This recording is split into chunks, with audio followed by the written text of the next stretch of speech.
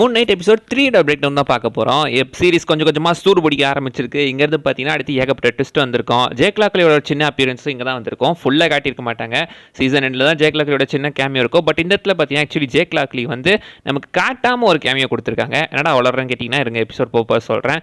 I think நான் மார்வலில் அதிகபட்சம் பார்த்த சீரிஸ்னால் இதாங்க. ஸோ அதனாலே பார்த்தீங்கன்னா நிறைய நல்ல ஞாபகம் வந்துட்டு இருக்கு நான் ரிட்டன் பார்க்கும்போது. ஸோ இப்போ இந்த பிரேக் டவுன் ஆரம்பிச்சிடலாமா? போன எபிசோட் ஆக்சுவலி பார்த்தீங்கன்னா மார்க் ஸ்பெக்டர் இப்போ கைரோ எஜிப்டுக்கு வந்துட்டு இருக்காப்ல. ஸோ அடுத்து பார்த்தீங்கன்னா நம்ம லேலாவுமே அவரை ஃபாலோ பண்ணி எகிப்து வரதுக்காக ஒரு போலி பாஸ்போர்ட் எடுக்கிற இடத்துக்கு போயிருப்பாங்க. அங்கே ஃபோர்ஜர்னு ஒரு கேரக்டர் இருக்கும். காமிக்ல ஆக்சுவலி இது மேல் கேரக்டர், சீரிஸ்க்காக ஃபீமேலாக மாற்றிருக்காங்க. எத்தனை தாண்டா ஃபீமேல்ஸ் அப் பண்ணீங்க அப்படின்னு கேட்குற மாதிரி தான் இருக்குது. அண்ட் அவங்க அப்பாவை பற்றியுமே பேசியிருப்பாங்க. அவங்க அப்பா பார்த்தீங்கன்னா ஒரு ஆர்கியாலஜிஸ்ட், அவர் என்ன பண்ணார், அவர் இந்த மாதிரி தான் பொண்ணையுமே அந்த ஆர்கியாலஜி சம்மந்தப்பட்ட விஷயத்தில் ஈடுபட்டதை சொல்லியிருப்பாங்க. காமிக்ல பார்த்தீங்கன்னா நம்ம மார்லின் என்ற ஒரு கேரக்டர் இருக்கும். அந்த மார்லின் கேரக்டரோட அப்பா தான் ஆர்கியாலஜிஸ்டாக போய் அந்த பிரமிட்ல சாகிற மாதிரி காட்டியிருப்பாங்க. அங்கே தான் மார்க் ஸ்பெக்டருக்குமே பார்த்தீங்கன்னா அடிப்பட்டு 3 நைட்டாக மாறுற மாதிரி காட்டியிருக்காங்க. காமிக்ல ஆக்சுவலி மார்க் ஸ்பெக்டர் கேர்ள் ஃப்ரெண்டாக மார்லின் என்ற கேரக்டர் தான் வந்திருக்கும். பாசிபிளி அந்த கேரக்டர் தான் இங்கே மாற்றி லேலாக்காக கொடுத்துருக்காங்க. அண்ட் அந்த இடத்துல கூட பார்த்தீங்கன்னா அந்த போலி பாஸ்போர்ட் எடுக்கும்போது அந்த இடத்துல பார்த்தீங்கன்னா லேலா என்ன வேலை பார்த்துட்டு இருக்கு அப்படி மாதிரி சொல்லியிருந்திருக்காங்க. இவங்க இந்த பழங்கால ஆர்டிஃபெக்ட் எல்லாத்தையும் கலெக்ட் பண்ணுறாங்க. கலெக்ட் பண்ணி பிளாக் மார்க்கெட்லேருந்து அதை எடுத்து அதை பார்த்தீங்கன்னா அப்படியே பப்ளிக்காக இல்லாமல் சொந்தக்காரங்க யாரோ அவங்களுக்கு கொடுத்துட்ற மாதிரி காட்டியிருந்திருப்பாங்க. உதாரணத்துக்கு ஒரு நாடு இருக்குன்னு வச்சுக்கோங்களேன். அந்த நாட்டில் இருக்கிற ஏதோ ஒரு ஆர்டிஃபெக்ட் வெளிநாட்டுக்கோ வேற எங்கேயோ போயிடுச்சுன்னா அதை திருப்ப சொந்த நாட்டுக்கிட்டே ஒப்படைக்கிற இந்த மாதிரி வேலையை அந்த மாதிரி நீங்கள் எடுத்துக்கலாம். சில ஆர்டிஃபெக்டை தானே சொந்தமாக வச்சுக்கிறதாவும் சொல்லியிருப்பாங்க. பாசிபிளி அதுக்கு தான் வாய்ப்பு இருக்குது. இந்த இடத்துல பார்த்தீங்கன்னா லேலாவுமே சொல்லியிருப்பாங்க. லேலாவை பற்றி அவள் என்ன பண்ணிட்டு இருக்கா, அவரோட பிஸ்னஸ் அப்படி மாதிரி சொல்லியிருப்பாங்க. அண்ட் 10 வருஷம் ஆச்சுன்றதையும் மென்ஷன் பண்ணியிருப்பாங்க. அண்ட் அங்கே லேலாவோட பர்த் டேட் பார்த்தீங்கன்னா 1994 அப்படின்னு மென்ஷன் பண்ணப்பட்டிருக்கோம். அது போலி பாஸ்போர்ட் தானே, போலி பாஸ்போர்ட்டாக தான் இருக்கணும். அப்படி இருந்தால் இது ரியல் பர்த் டேட்டான்னு தெரியல. நம்ம மார்க் ஸ்பெக்டரோட பர்த் டேட் பார்த்தீங்கன்னா ஐ திங்க் 1987 காட்டினாங்களா. அப்படி பார்த்தா 2 பேருக்கு 7 வயசு டிஃப்ரென்ஸு. அப்போ உங்களுக்கு கல்யாணம் 10 வருஷத்துக்கு மேலே ஆகுதா, இல்லை 10 வருஷம் இருக்குமா? தெரிலங்க. அது மட்டும் கொஞ்சம் குழப்பமாக்குற மாதிரி தான் இருக்குது. பட் என்னவோங்க அங்கிருந்து டேரெக்டாக பார்த்தீங்கன்னா இப்போ நம்ம ஆத்தர் ஹேரோவை காட்டுறாங்க. ஆமித்தோட கலரையை பார்த்தீங்கன்னா அந்த ஸ்கெலப் வச்சு அவன் கண்டுபிடிச்சிட்டான். இப்போ எல்லாம் சேர்ந்து தோண்ட ஆரம்பிக்கிறாங்க. இந்த பக்கம் மார்க் ஸ்பெக்டர் அந்த கலரையை கண்டுபிடிக்கிறதுக்காக ஹேரோவில் தேடி போயிட்டு இருக்காப்புல. அங்கே பார்த்தீங்கன்னா அவர் தொப்பி போட்டுக்கிட்டு இருக்காரு. மாறு விஷயம் போகிறதுனாலே தொப்பி தானே அப்படின்ற மாதிரி சொல்லியிருந்திருக்காங்கல்ல. இதை ஆல்ரெடி ஆண்ட்மேன் படத்துலேயே கலாச்சிருப்பாங்க. பட் ஸ்டில் யூஸ் பண்ணுறாங்க. அது ஜஸ்ட் ஒரு செகண்ட் தான் காட்டிருப்பாங்க. தொப்பியை திரும்ப தட்டி விட்டு போயிட்டு இருப்பாரு. டேரெக்டாக ஆத்தர் ஹேரோட அடியாளங்கிட்ட போய் பார்த்தீங்கன்னா சண்டை போட்டுருப்பாப்ல. அங்கேயுமே சண்டை பார்த்தீங்கன்னா ஆக்சுவலி நம்ம காமிக்ல ஆக்சுவலி பார்த்தீங்கன்னா மார்க் ஸ்பெக்டர் ஒரு மர்சனரியா இருந்திருப்பாரு. ஆரம்பத்தில் ஐ திங்க் மெரைன்ல இருந்திருப்பாரு. மெரைன்ல இருந்துட்டு அதுக்கப்புறம் மர்சனரியா மாதிரி சில நாள் பாக்ஸிங்காக கூட இருப்பாரு. அண்டர் கிரவுண்ட் பாக்ஸிங் காம்படிஷன்லாம் நிறைய மார்க் ஸ்பெக்டர் கலந்துருப்பாப்ல. ஸோ அவரோட ஃபைட்டிங் டெக்னிக்லாம் இங்கே நல்லாவே காட்டிட்டு இருக்காங்க. அண்ட் அந்த இடத்துல பார்த்தீங்கன்னா ஒரு சின்ன பையனையுமே அவர் அடிக்க மாட்டார். அடிக்காமல் ஜஸ்ட் ஒரு அரை மட்டும் விட்டுருவாரு. அவனை எதுவும் பண்ணக்கூடாதுன்னு. அந்த இடத்துல பார்த்தீங்கன்னா அந்த கத்தியை கழுத்தில் வைக்கும் போது டக்குன்னு பார்த்தீங்கன்னா ஸ்டீவன் கத்தி மூலமாக அந்த ரிஃப்ளெக்ஷனில் பேசிட்டு இருப்பான். அங்கிருந்து டேரக்டாக இப்போ டாக்ஸி பிடிச்சிட்டு ஏர்போர்ட்டுக்கு போகிறதா மென்ஷன் பண்ணியிருப்பாங்க. பாசிபிளி அது காரணம் ஸ்டீவனாக தான் இருக்கணும். டேரெக்டாக பார்த்தீங்கன்னா அவங்க கரெக்டாக அவனுக்கு நிற்கிற இடத்துலையே அவனுங்க 2 பேரும் வந்துடுறானுங்க. இதுக்கு முன்னாடி அவனுங்க அந்த இடத்த விட்டு ஓட, நீ தான் ஏன் போக சொன்னேன், ஒழுங்காக நெல்லுங்கடா அப்படின்னு அவருங்க ஓடி டாக்ஸிக்காரனை கூட காசு கொடுக்காம போயிட்டு இருக்காங்க. அந்த இடத்துல ரன்னிங் சேஸில் பாருங்களேன், சைடில் ஒரு கேமரா காட்டியிருக்காங்கல்ல. நம்ம ஆளுங்க தான் ஒளிஞ்சிருக்கல லட்சணம் அப்படின்ற மாதிரி க்ரூவோட கேமரா ஒன்று அங்கே இதாக இருக்குது. அண்ட் டேரெக்டாக பார்த்தீங்கன்னா அவர் தலையிலேயே 2 போட்டு அங்கேருந்து தூக்கிட்டு போவாங்க. அங்கே ஒரு டிரான்சாக்ஷன் ஆகி கண்ணு முழிச்சு பார்த்தா 2 பேர்த்த அவர் போட்டு தள்ளி இருப்பார். 3ல் கண்டிப்பாக ஜேக்லாக்லியாக தான் இருக்கணும். ஏன்னா இந்த சீரீஸ்லேயே பார்த்தீங்கன்னா மார்க் ஸ்பெக்டரை விடவுமே ஜேக்லாக்லியாக தான் செம்ம வயலண்டான கேரக்டராக காட்டியிருப்பாங்க. இந்த அளவுக்கு இவங்களை கொண்டிருக்காங்கன்னா ஃபர்ஸ்ட் பிளேயர் ஜேக்லாக்லியாக தான் இருக்கணும். வண்டியுமே பயங்கரமாக அடி வாங்கியிருக்கு. அண்ட் அந்த பையனை கூட ஓரத்தில் நிப்பாட்டி வச்சு மிரட்டி தான் இந்த இடத்த விசாரிக்கலாம்னு சொல்லிட்டு கேட்பாப்ல. பட் அந்த பையன் பார்த்தீங்கன்னா வாழ்க அமித் அப்படின்னு சொல்லி அங்கேருந்து கீழே விழுந்து செத்துருவான். இது எக்ஸாக்ட்லி பார்த்தீங்கன்னா எயில் ஹைட்ரா அதை மென்ஷன் பண்ணி மாதிரி தான் இருக்குது. ஏன்னா ஹைட்ரா ஏஜென்ட்ஸ் இப்படி மாட்டினா கூட சைனைடை சாப்பிட்டு செத்துருவானுங்களே. கிட்டத்தட்ட ஹேல் ஹைட்ரா அந்த ஆட்களை மாதிரி தான் ஞாபகப்படுத்துது. அங்கே ஹைட்ரா மாதிரி இங்கே அந்த அமித்காக அங்கே தான் பார்த்தீங்கன்னா நம்ம வாக்கு கேட்பாப்பில் இந்த கடவுள்கள்லாம் அதை கண்டுக்க மாட்டாங்களா அப்படின்னு கேட்கும்போது, கண்டுக்கல்னா என்ன, நான் கண்டுக்க வைப்பேன் அப்படின்னு சொல்லி பார்த்தீங்கன்னா இவர் என்ன பண்ணுறாருன்னா அந்த வானத்தையும் மொத்தம் மாற்றி சோலார் எக்லிப்ஸ் சூரிய கிரகணத்தை வர வைக்கிறாரு. அது சுற்றி நிலாவை ஆல்டர் பண்ணுறது மூலமாக சூரிய கிரகணத்தை அந்த ஒரு இன்ஸ்டன்ட்லேயே வர வச்சிடறாப்புல. அந்த ஷேப் கூட பாருங்களேன், கிட்டத்தட்ட பாதி நிலா மாதிரி தான் இருக்கும். மூன்நைட் ரெஃபரன்ஸ் மூன்நைட்டோட வெப்பன் ரெஃபரன்ஸ் மாதிரி அதை நீங்கள் வச்சுக்கலாம்.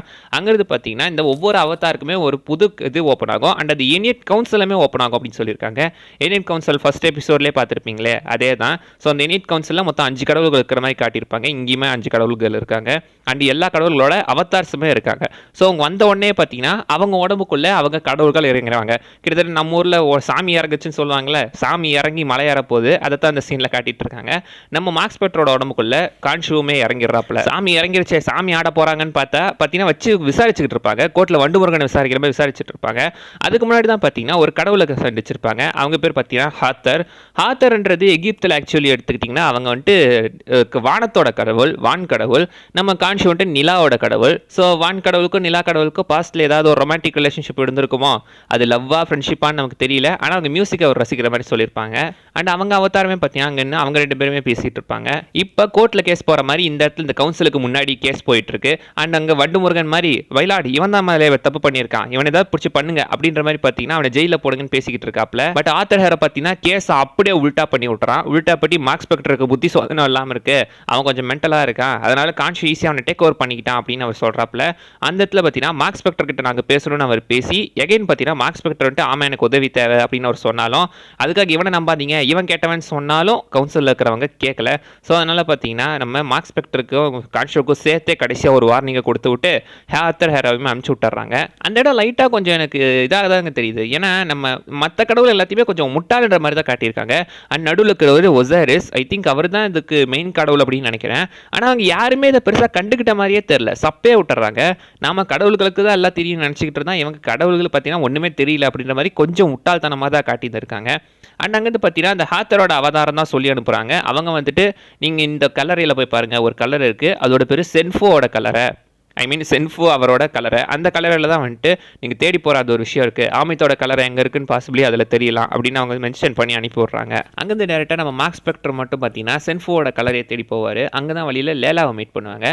லேலாக்கு இந்த மாதிரி underground black market dealing நிறைய தெரியும், ஸோ நிறைய டீலர்ஸ் தெரிஞ்சிருக்கு. அந்த வகையில் தான் பார்த்தீங்கன்னா ஆந்தான் மார்கெட்டை மீட் பண்ண போகிறாங்க. ஆந்தான் மார்கெட் அப்படின்றவர் தான் பார்த்தீங்கன்னா காமிக்கில் ஆக்சுவலி மிட் நைட் மேனாக வந்திருப்பாரு. ஸோ அவர் தான் பார்த்தீங்கன்னா இங்கேயுமே வச்சிருக்காங்க. அண்ட் அந்த ஆக்டரோட பேர் கூட எடுத்திங்கன்னா கேஸ்பெட் ஊழியல், அவர் ஆக்சுவலி பார்த்தீங்கன்னா ரியல் லைஃப்லேயே இறந்துட்டார், ரெஸ்ட் இன் பீஸ். இந்த சீரிஸ் ரிலீஸ் ஆகிறதுக்கு 2-3 மாதம் முன்னாடியே அவர் அந்த வருஷமே இறந்துட்டார். கிட்டத்தட்ட 2-3 வருஷம் ஆக போகுது அவர் இறந்து. அங்கே தான் பார்த்தீங்கன்னா அவங்க டேரெக்டாக அந்த சென்ஃபோட கலரையை தேடி போகிறாங்க. அந்த இடத்துக்குள்ள தான் பார்த்தீங்கன்னா அந்த மேப்பிங்ஸ் எல்லாமே இருக்குது. ஆக்சுவலி இந்த மிட் நைட் மேன் பார்த்தீங்கன்னா காமிக்கில் வந்துட்டு இந்த மாதிரி நிறைய பழங்கால பொருட்கள்லாம் திருடுற ஒரு ஆள் மாதிரி காட்டிப்பாங்க. ஆர்டிஃபேக்ட்ஸை திருடுற ஒருத்தன் திருடி அதை பார்த்தீங்கன்னா சில நேரம் விற்பான், சில நேரம் தானே வச்சுக்குவான் தனக்கு பிடிச்சிருந்தா, அந்த மாதிரி ஒரு ஆள். ஸோ இந்த இடத்துல பார்த்தீங்கன்னா அந்த சென்ஃபோட கலர் இருக்கிற மேப்பிங்ஸ் வச்சு அந்த ஸ்டார் மேப் மூலமாக அமித்தோட கலரையை கண்டுபிடிச்சிடலாம் அப்படின்றது தான் பார்த்தீங்கன்னா அவங்க தேடிட்டு இருக்காங்க. ஸோ அதன் மூலமாக அந்த மேப் எப்படியா தேடி கண்டுபிடிக்கிறதுக்கு நமக்கு ஸ்டீவன் தேவை. ஸோ நீ ஸ்டீவனை விடு அப்படின்னு சொன்னாலும் பார்த்தீங்கன்னா ஸ்டீவனை கண்ட்ரோல் எடுக்க மார்க் ஒத்துக்கவே இல்லை. ஸோ ஸ்டீவன் பார்த்தீங்கன்னா ரிஃப்ளெக்ஷன் மூலமாக ஹெல்ப் பண்ண டக்குன்னு பார்த்தீங்கன்னா அவங்க சந்தேகம் வந்து லேலாவையும் பார்த்தீங்கன்னா பிடிச்சிடுறாங்க, இவர் 2 பேருமே பிடிச்சிடுறாங்க. அந்த டைம் தான் பார்த்தீங்கன்னா ஆத்தர் ஹேரோ உள்ள வந்து அவனை ஆந்தர் மார்க்கெட்டை மைண்ட் கண்ட்ரோல் பண்ண மட்டும் இல்லாமல் மொத்த கலரையுமே அடிச்சு உடச்சிடுறான். மிச்ச மீதி இருக்கிற அந்த பிசரெல்லாம் எடுத்து போய் இதை வச்சு ஏதாவது பண்ணலாமான்னு அவங்க எடுத்துகிட்டு போகும்போது சைடில் பார்த்தீங்கன்னா அட்டாக் பண்ண ஆரம்பிச்சிடுறாங்க. ஸோ நம்ம முன்னிட்டும் பார்த்தீங்கன்னா அவர் ஆக்ஷன் பிளாக் ஆரம்பிக்கிறாரு. அவருக்கு பார்த்தீங்கன்னா ஒரு நல்ல ரீஜென்ரேட்டிவ் இருக்க மாதிரி தான் காட்டியிருக்காங்க. லைக் கம்பை நெஞ்சில் விட்டு முதுகில் எடுப்பாங்க, பட் ஸ்டில் பார்த்தீங்கன்னா உயிரோடு தான் இருப்பார். உல்வரின் டெட்பூல் அளவுக்கு அவருக்கும் ஹீலிங் ஃபேக்டர் இருக்குன்ற மாதிரி தான் காட்டியிருந்திருக்காங்க. அண்ட் அங்கே தான் பார்த்தீங்கன்னா ட்ரான்சிஷனில் டக்குன்னு மிஸ்டர் நைட் ஸ்டீவனுமே வந்துடுவாப்பில். ஸ்டீவன் வந்துட்டு கிட்டத்தட்ட டெட்பூல் மாதிரி போதுப்பா சடர் எடுத்துங்க அப்படின்னு சொன்னாலும் இவனுங்க நம்மளால் சமாளிக்க முடியாது, நீ எடுத்துக்கடா மார்க்கு அப்படின்னு சொல்லி கூப்பிட்டு விட்டுருவாங்க. ஸோ அங்கே பார்த்தீங்கன்னா ஆல்ரெடி மார்க்கை குத்தி பார்த்தீங்கன்னா அப்படி தரையில் உட்கார வச்சுட்டு இருக்காங்க. 2 காதில் ஏறுது, 2 கையில் ஏறுது, 2 கடவாயில் ஏறுதுன்ற மாதிரி 4-5 பேர் குத்தி உட்கார வச்சுருப்பாங்க. பட் மனுஷன் அதிகம் அசால்ட்டாக பார்த்தீங்கன்னா சமாளித்து வந்துடுவார். வந்து ஒரு வழியாக ஆப்போசிட்டில் இருந்த ஆந்தான் மார்க்கெட்டையுமே போட்டு தள்ளி இப்போ 2 பேருமே அந்த கலரையை தேடி போகிறாங்க. பேக்ரவுண்டில் பார்த்தீங்கன்னா கான்ஷி வந்துட்டு டைம் மாறிக்கிட்டே இருக்கடா டிக்டாக் அப்படின்னு மென்ஷன் பண்ணிட்டு இருப்பான்.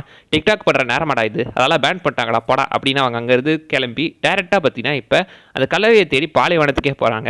பாலைவனத்தில் இவங்க என்னதான் சேர்க்க ட்ரை பண்ணாலும் அவங்களால முடியல. ஸோ ஸ்டீவனோட உதவி கண்டிப்பாக தேவை, அவனை சீக்கிரம் வெளியே விடு அப்படின்னு சொல்லும்போது ஸ்டீவன் வந்து பார்த்தீங்கன்னா ஒரு வழியாக அதை எல்லாத்தையும் ஜாயின் பண்ணி மேப்பையுமே எடுத்துடுறான். மேப் எடுத்த ஸ்டீவன் பார்த்தீங்கன்னா அது ஆக்சுவலி அந்த நட்சத்திர அமைப்பை பார்க்கும்போது அந்த நட்சத்திர அமைப்பு 2000 வருஷத்துக்கு முன்னாடி இருந்தது. 2000 வருஷத்துக்கு முன்னாடி இந்த வானம் இப்போ எப்படி வரும்னு சொல்லும் போது என்னால் முடியும், நான் அதை மாற்றி காட்டுறேன் அப்படின்னு சொல்லி வானத்தையே பார்த்தீங்கன்னா கான்ஷியோ ஆக்சுவலி மாற்றுவாப்பில் வித் நம்ம மிஸ்டர் நைட் ஹெல்ப்போட தான். ஸ்டீவன் மேலே ஹெல்ப்போட சேர்த்து தான் பார்த்தீங்கன்னா 2 பேர் அவங்க பவர் வச்சு மாற்றுவாங்க.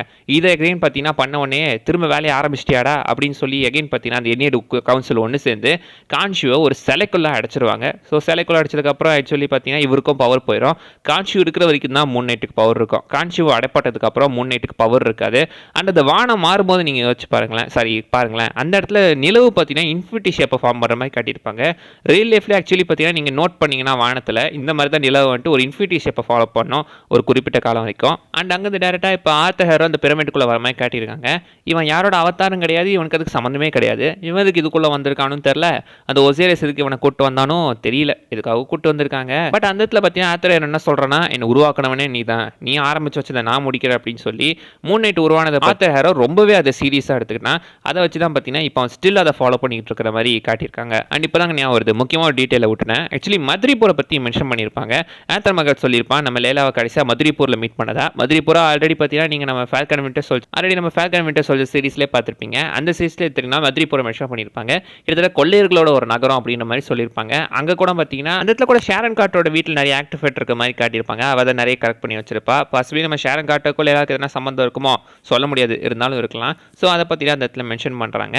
அண்ட் அவ்வளோதான் கைஸ், இந்த வீடியோவில் சொல்ல வந்தது. நிறைய விஷயம் மிஸ் பண்ண நீங்கள் கமெண்ட் பண்ணுங்கள், பார்க்கலாம். இந்த எபிசோடு அடுத்த 4 எபிசோடு வந்திருக்கோம். அதில் பயங்கரமான ட்விஸ்ட்லாம் வெயிட் பண்ணிட்டு இருக்கோம். அந்த பிரேக் டவுன் அப்போ நம்ம பார்க்கலாம். அடுத்த வீடியோவில் பார்க்குற வரைக்கும் பை பாய்.